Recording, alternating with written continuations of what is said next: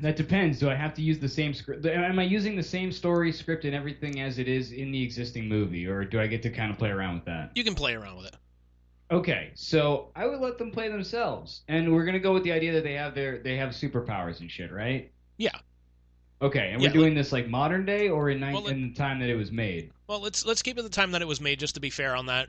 The only thing that you're not allowed to change is the fact that they have like superpowers.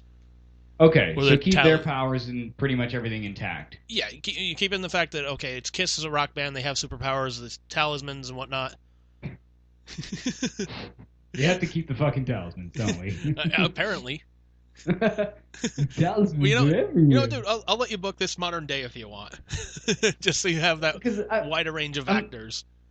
I'm thinking the best way to do it would actually be to like, well, yeah, definitely to do it modern day because then you have the advantage of CGI for one. Because then you could do like a legit Phantom where like you have like a CGI Phantom character that they actually have to go after, sort of like Scooby Doo style. That's the thing is the whole thing came across very Scooby Doo like, where it was like, zoink Scoob, we gotta find the talismans and shit like that. Well, And like, it was produced by Hanna-Barbera, so I mean, well, yeah, I mean it makes sense. So yeah. if you're gonna do it that way, I say just go the whole fucking nine and just make it like almost like make it like a living comic book then. And I don't know. I think it's really just a lot of the problem is in the writing, in my opinion. It's just that the dialogue is so terrible. It's not really clear what the hell is going on. That's really the thing. Is I think things just need to be more professionally handled. Is really what it comes down to. All right. So who are you casting in the Devereaux role? In the Devereaux role, so that's okay. We could do if there is a Phantom, and like I guess we could have like Devereaux created the Phantom as like think of like almost like Mysterio, but not really because he's like creating it with a computer or something like that. I guess kind of thing. I'm thinking more like Batman, like Mask of the Phantasm kind of thing. Yes. Okay. All right. Yeah. All right. So the Devereaux character, you know who would be great? Willem Dafoe. Pick Willem Dafoe as the Devereaux character. I like it. That's what I pick as the Phantom. But for the CGI Phantom, I guess we could use Willem Dafoe's voice, maybe modified, so it could be different. But because he could play the Phantom too. I mean, fuck. Either that, you know who else would be good though too? You know who else would be good though too is his name is escaping me now. Chris Walken. Although that might be a little too comedic. Yeah, wrong. Just a little bit. It's like you can't. Boo! I'm a Phantom. Who's this Kiss in the park? I'm supposed to meet him at the park. No one showed up. I'm here at the cotton candy stand. There's nobody here. It's like the park is closed. Who closes a park at 5 a.m.? It reminds me of the Kevin Pollak thing where he talks about stranded. Did you ever hear that story where he talks about Walken being stranded or something like that? Did you ever hear that? No. Oh man. So like I think part of like how he developed his voice, maybe I don't know if that was part of the story or not, but basically he has this great story of Kevin Pollak obviously does a great Christopher Walken impression. There's a lot of people who do a great Walken impression. Let's be honest. But he has this great story of like Walken being at a party or at a house somewhere where Kevin was also, and he walks outside and he sees Walken walking around just like stranded, like just and he just sounds like says like stranded, and so Kevin walks up and he's like, "What's the matter?" And he's like, "These people were supposed to pick me up." Like he explains what happens, shit like that. But just like the fact that the first thing he says upon seeing him stranded, I love that. That's great. But like going back for a bit though, like I do like the fact that you kind of went the easy road where you're just like, we need somebody maniacal for this fucking Devereaux role. Willem Dafoe. Yeah. Well, honestly, he plays such a good villain, in my opinion. I mean, say what you will about the Green Goblin character from the Spider-Man movie, but Willem Dafoe did what he could with it, Yeah, I mean the costume didn't really do him any favors, but I mean as like a Norman Osborn and just like the voice of the Goblin, like yeah, exactly. I would argue that was one of the best parts of that movie. Yeah, if it didn't have to be two action figures, against each other, as Kevin Smith described it, it would have been a lot better. Yeah. So yeah, that's the thing is that you could keep Kiss as they are, and another thing too is you don't have to cast a lot of roles. That's another nice thing about this movie is like if you wanted to do a relatively low budget, it's not like you have to cast a lot of big stars or anything. Because like think about how many characters are actually in it. It's really just like Kiss, Devereaux, the female lead whose name I don't remember, and the dude Sam. But really, like Sam and the chick, they're not really all that prevalent in it. It's really mostly Kiss and Devereaux with some of the other guys from the park, like the manager or whatever. So like you could cast just about anybody into those other roles and it would work out. That's sort of what I'm getting at. You don't have to cast somebody really strong to be like your female lead or your male lead. It could be like anybody. All right, so WWE wise, who are you casting as Devereaux? Ooh, okay. Let's see. We'll make it easy for you. Anybody alive or dead? Anybody alive or dead? WWE as Devereaux. See the Phantom character. I mean, the easy one is Vince. The easy one is always Vince, but I don't know if I want to pick Vince. Goddamn, pal, we need a fake Kiss. Exactly. We'll make them wrestlers. The Demon. Eric Bischoff might be a good pick. Maybe. He's got the look for it. Yeah, he's got the look for it, but that's about it. I don't know if he could pull off because I'm thinking that the Devereaux character, part of the problem with it was that it wasn't like maniacal enough. He was a little too like sedate. You know? It would be kind of nice to see someone play it like the other way and just kind of go off the handles with it. All right, so here's my 2 picks for that one. All right, what do you got? Pick number 1, Paul Heyman. Okay. Just promo-wise, like, just have him cut a promo and Kiss, like, ladies and gentlemen of the park, I have Kiss to perform Rip and Destroy, ladies and gentlemen. Just have him keep going or something like that.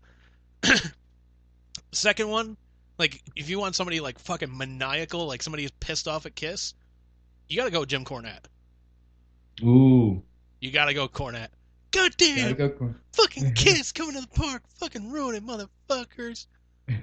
Don't need a Kiss wrestler. 2-bit mud show. Fucking outlaw mud show bullshit. Fucking ruined everything, motherfucker. Oh, man. Yeah, because I can't think of too many, like, maniacal characters from WWE. No. There's never really been... Well, Nails. Remember Nails, the convict? Barely. I mean, him, but... I wouldn't pick Nails. Because all he really did was, like, yell. He was like... And he spat a lot, and that was really all Nails fucking did. Could go with New Jack. You want to go with somebody, like, fucking psychotic?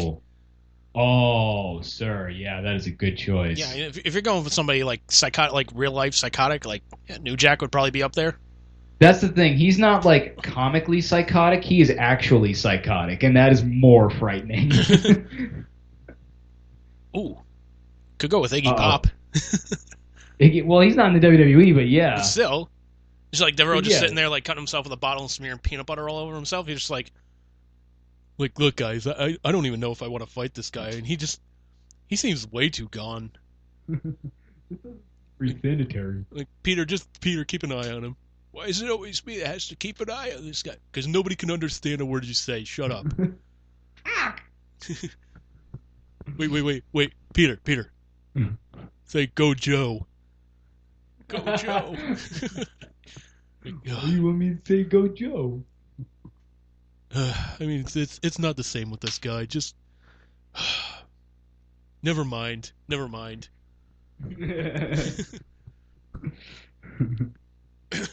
Oh man. To tie it in further with G.I. Joe, you could cast Sergeant Slaughter. Could do that. As Devereaux. Bro. How about this for a swerve? How about this? Peter Criss is the Phantom of the Park. Oh, God. Talisman's everywhere. Now I'm the Phantom. Yeah, I almost make him sound like John Travolta. Boo. Who's talking? The Phantom of the Park. All these talismans. Yeah, where? They got talismans. They're sparkly. They sparkle. It's so weird. They got powers. It's so weird. Somebody should make a comic book of this. They already did, John. Wow. What a concept. Oh man! Yeah. Shout out to Carmen for his tremendous impression of John Travolta. Boo. Garmin. Nice. Trying to think who else. I'm trying to think of like somebody like really like maniacal that could pull off like a Devereaux role. Like WWE wise, or just in general? Just in general. I don't know. It's tough. I got it. I got it. Okay, check this shit. Uh-oh. Do not adjust your screens. Corey Feldman. What? Tell him he can perform one song in the movie. You've got him. Oh God. Oh God. Why? Why Corey Feldman? Go on YouTube, search Corey Feldman performance. You'll understand after that. Okay. I know he was Donatello, but yeah, twice. But I mean, still. But I didn't know he was like psychotic. I mean, just or look that at he him. had psychotic tendencies. I mean, just look at him perform a song and whatnot. Listen to him in an interview. It's just like there is something like. Let's tighten the screw a little bit. Yeah, I did see him in an interview because they did the Teenage Mutant Ninja Turtles reunion, like 30-year reunion thing recently online, and he was a part of it, doing interviews and stuff. And yeah, he just definitely seemed to. I wouldn't say be out there, like he seemed to be with it and everything, but just like I don't know, he seemed to want to talk about things that he wasn't being asked about. If that makes any sense. So so he was grounded, but more tethered, if anything. Yeah. Seems like a nice enough guy, but still, it's like, all right, Corey, you're here to talk about, it's the 30th anniversary of the first Ninja Turtles movie. You were Donatello. Yeah. Maybe call somebody fucking Gackface or something. Like, just. Yeah, tell us some stories about Ninja Turtles. Yeah, like behind the scenes, just like recording your lines or something like that. No, because I want to talk about how I make this amazing music, and I don't want to talk stories about that. It was funny though too because Ernie Reyes Jr., the guy who did like the stunt stuff for yeah, I think he was the stuntman for Donatello, if I remember right. Yeah, I think so. So he like openly lit and was smoking a joint on the thing while they were doing it. He was just sitting there like it's just like not hiding it whatsoever. It's like, Ernie, you are a fucking treasure. Like he had a background up, like on Skype you can put up like a fake background or whatever. Yeah. So he had like a fake gym or something as his background, but then just openly smoking a joint. So he's like, "Oh, I don't want people to see what my house looks like, but I'm smoking weed." Okay. Just hilarious. But yeah, man, I remember Ernie Reyes Jr. from fucking Three Ninjas and shit. Yep. From like even before Ninja Turtles, man. Yeah, that's right. He was one of no, he wasn't one of the Three Ninjas. It was Surf Ninjas. Oh, Surf Ninjas. Yeah, you're right. Surf Ninjas. I thought it was Three Ninjas for some reason. No. Right, Surf Ninjas. No, fucking Three Ninjas was like three little like rich white kids go training with their fucking like their grandpa and whatnot, and they learn karate. It's like still like anybody could take on these fucking kids. Yeah, it was a very different flick. Yeah. Surf Ninjas was actually decent.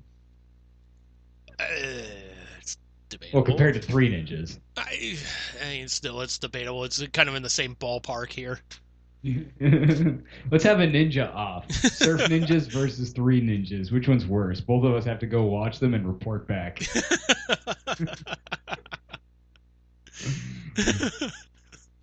Ninja battle commence. Yeah, it's like, all right, Andy, what'd you think, man? What's your review? Ninja vanish. Big fucking smoke bomb, just like. Well, I guess the podcast is over, folks. Nice seeing you. Goodbye. Like, well, I guess he vanished. Okay, we finally found his line. We finally broke him. Took all this time, but there it was.